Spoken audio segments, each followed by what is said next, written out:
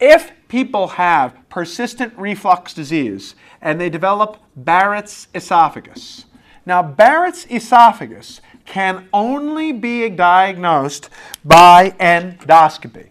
Barrett's esophagus cannot be diagnosed with 24-hour pH monitoring because most people with reflux disease don't have a histologic change. And besides that, you can't tell a histologic change from pH monitoring. Barrett's esophagus can only be diagnosed by endoscopy.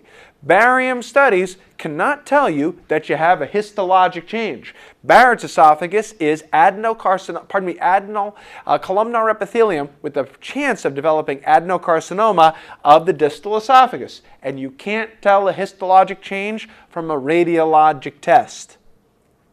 You need endoscopy to determine whether there is a histologic change. My stomach, my columnar epithelium, it's crawling up my esophagus. Help, help, my columnar epithelium's crawling in my esophagus. Well, you can't tell that from 24-hour pH. You can't tell that from barium studies. You can only tell that from, I probably don't have to tell you how I feel in the relationship anymore.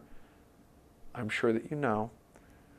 But just in case I haven't said it enough, I haven't written enough, I'm willing to tell you. You should scope.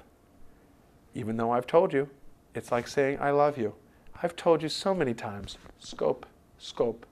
But scope, it's the only way to tell. Now, Barrett's esophagus must always be treated first with proton pump inhibitors. The frequency of the scope routinely is every 2 to 3 years, just like a pap smear. If somebody has low-grade dysplasia, you still treat with proton pump inhibitors, but the frequency of endoscopy changes. The frequency of endoscopy becomes every 6 months. And the reason it becomes every 6 months is because if I told you that you had a 1 or 2% chance of getting esophageal cancer in the next 6 months. Wait a second, 1 or 2%. What do you mean 1 or 2%? You told me before the Barrett's esophagus only gives you 0.4 to 0.8%. What do you mean? You're changing your percentage? Who are you? Hey, you're changing the percentage? Well, we're not giving you a higher percent. That's overall Barrett's esophagus. What about the people who have the low-grade dysplasia? They're already making the histologic leap into evil. Not semi-evil, not quasi-evil, not the margin of evil, but fully evil. They're already making the histologic leap. So if you told me that a 1 or 2 or 3% chance of having a universally fatal deadly disease, I'd probably leave the endoscope in all the time. I'd probably leave it in more often than every 6 months. I'd leave it in, what's that? Is that the History Channel? No. Sci-Fi Channel? Closer. Comedy Channel? Sort of. What is it? It's the Esophagus Channel. I just leave it in all the time and watch.